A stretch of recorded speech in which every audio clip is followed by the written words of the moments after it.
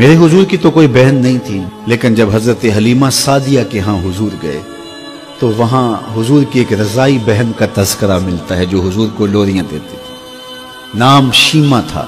تو شام کے وقت جب خواتین کھانا پکانے میں مصروف ہونے لگتی تو بہنیں ویر اٹھا کر کے باہر لے جاتی۔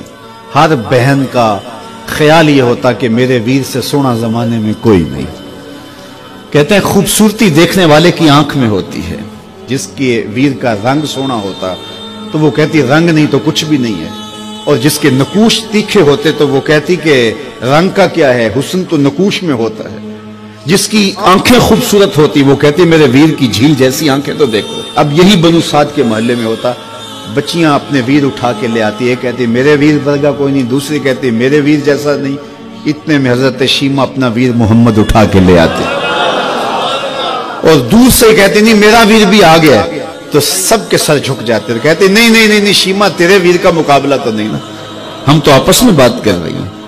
اور پھر جب کسی بہن کے ویر کو متفقہ طور پہ ساری کہہ دیں کہ تیرا ویر ہی سونا ہے تو پھر اس کا فخر تدیدنی ہو نا، پھر ان کا ذوق آسمان کو چھونے لگتا۔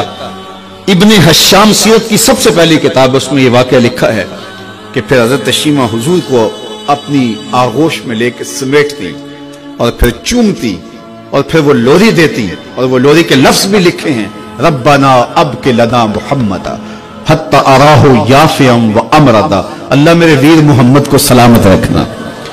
آج یہ پالنے میں بچوں کا سردار ہے، کل وہ لمحے آئے جوانوں کا بھی سردار ہو۔ اور پھر جھوم جاتی اور کیا خوشی ان کی دیتنی ہوتی۔ اور پھر وہ منظر بھی آیا کہ حضور علیہ السلام مکے چلے گئے اور یہ جوان ہوئی اور پھر ان کی شادی کسی قبیلے میں ہو گئی۔ آقا کریم نے اعلان نبوت کیا، 13 سال کا وقت کٹا اور پھر حضور مدینہ شریف چلے گئے۔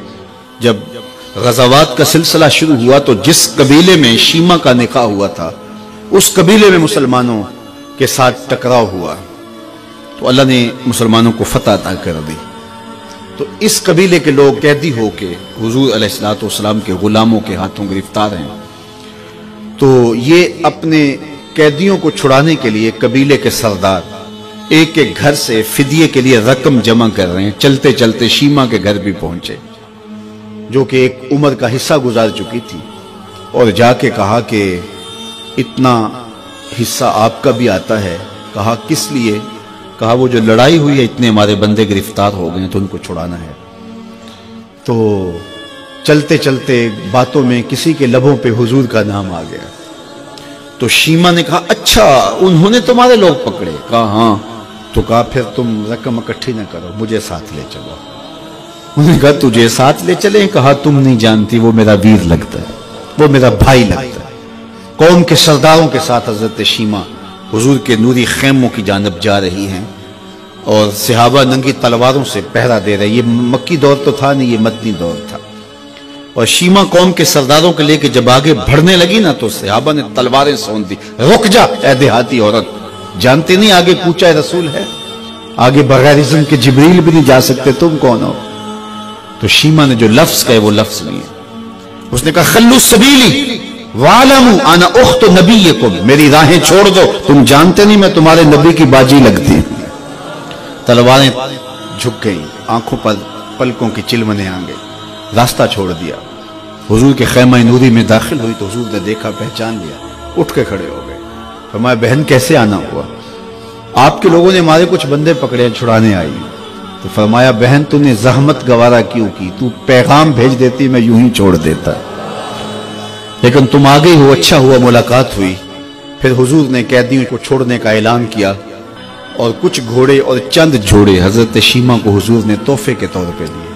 ویروں کے دروازے پر بہنیں آئیں تو ویر خالی تو موڑا نہیں کرتے، تو حضور نے بہت کچھ عطا کیا۔ اور پھر رخصت کرنے خیمے سے باہر آئے تو صحابہ کی جماعت منتظر تھی۔ فرمایا صحابہ جب میں قیدی چھوڑا کرتا ہوں میری عادت تمہیں معلوم ہے کہ میں پہلے تم سے مشاورت کیا کرتا ہوں، آج ایسا موقع آیا کہ میں تم سے مشاورت بھی نہیں کی اور قیدی بھی چھوڑ دیے۔